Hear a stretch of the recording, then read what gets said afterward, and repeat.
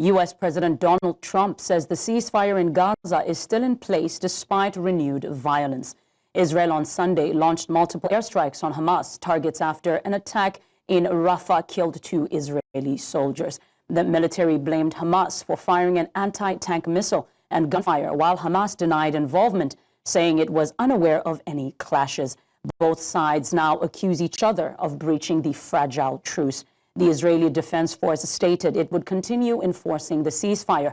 With tensions escalating and fears of a full breakdown rising, Trump's envoy Steve Witkoff and senior advisor Jared Kushner are en route to Israel. Their mission underscores growing U.S. pressure to stabilize the region and preserve the ceasefire agreement. Now, for more on this, I'm joined by our senior international correspondent, Afua Hagan. Afua, can you tell us what's the latest on the situation around Gaza?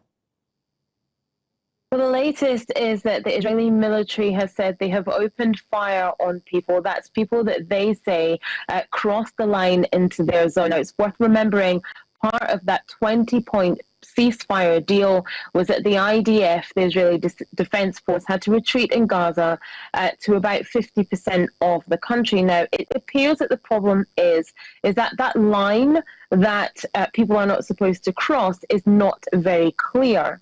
And so you have a situation where the IDF say that people are crossing into what they regard as their territory, and that's why they are shooting them. Now, there's been over 100 incidents over the weekend. That's bombs being dropped, that's people being shot over the weekend that have occurred in Gaza.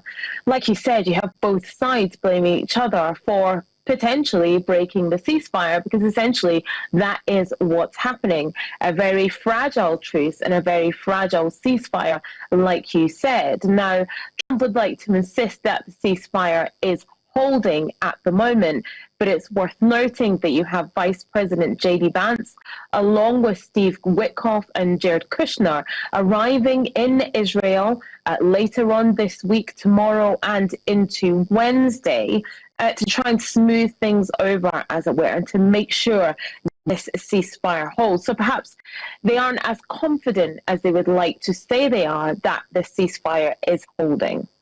Now, what about the hostages, Afua? Can you update us on the hostages that are yet to be released by Hamas to Israel?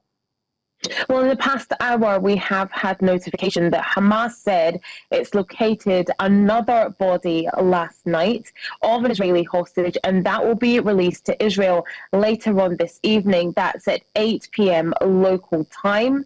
It said it located the body, but it wouldn't hand it over because of Israeli strikes. But the handover is due to take place this evening. We don't know the name of that hostage, who that is. So that will leave another 15 bodies, I believe, that still haven't been handed over to Israel. Now, part of the ceasefire deal was that all hostages living and the remains of those who died in captivity were supposed to be handed over by 10 a.m. last week on Monday. That still hasn't happened.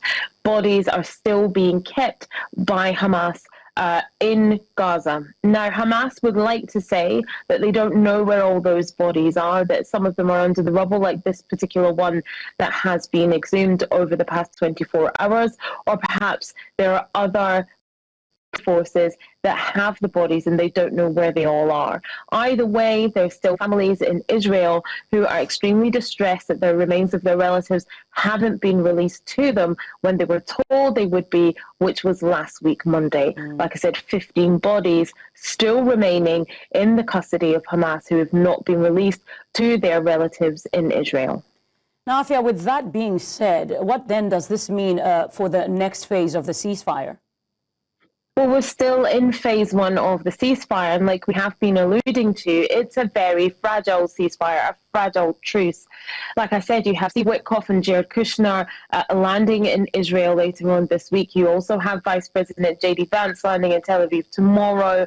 hopefully they will be able to continue talking, continue smoothing over things, and dial down the escalation of violence, essentially, that we have seen since the phase one of the ceasefire came into force last week on Monday. The Rafah crossing is still closed as well. Now, that is the main way that people can move in and out of Gaza. That remains closed, and that is also affecting the flow of aid. Yes, there is more aid getting into Gaza at the moment, but the closing of that Rafah crossing will affect how much aid can get into Gaza. So these are all issues that are at play, and of course those 15 hostages that still remain in the custody of Hamas. Without these things being resolved, the hostages being returned, the Rafah crossing being reopened, the dialing down of the escalation, then we cannot move to phase two of this ceasefire. Afua, thank you so much for the update.